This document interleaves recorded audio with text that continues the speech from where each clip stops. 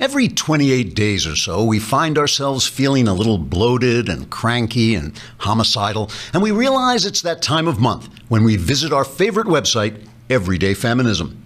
Everyday Feminism is the site where left-wingers give each other the kind of advice that would really improve the world, if the world were the planet Zargon, where everything is different than it is here in reality.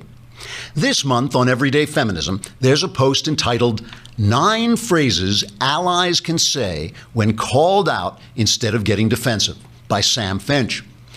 Allies is a leftist word meaning someone who pretends to sympathize with someone who pretends to be marginalized. It might be a white who sympathizes with minorities in the hopes they won't mug him, or a man who sympathizes with feminists in the hopes of having sex. You can usually recognize that sort of ally by the frustrated, disappointed look on his face. Part of the fun of being an ally is that the people you sympathize with generally hate you. They're always calling you out, which means they accuse you of secretly harboring hostile or politically incorrect thoughts about them. This is great, because who wouldn't want to be in a relationship with someone who's always criticizing you? I know that's what I love more than anything.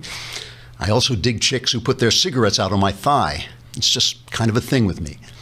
In his post, Sam Finch says, quote, and all these quotes are real, "Being called out can be a gift, as it calls on us to rise up and do better, to tap into our empathy and do the serious and critical work of interrogating our own beliefs and biases."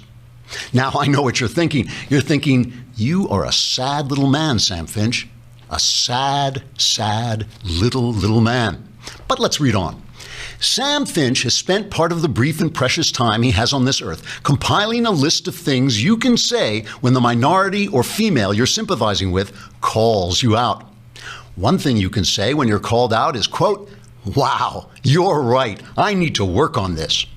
This is a good response because it takes the minority or feminist by surprise, giving you a chance to sneak out for a beer with some white guys who'll leave you the hell alone. Another response you can make is, "I appreciate the work you put into criticizing me." Sam Finch writes, quote, "When marginalized people take the time to teach you something, it's essential to recognize their labor." I agree, Sam Finch. I myself usually say something like, "Thanks for taking the time to complain about me while I was trying to be nice to you.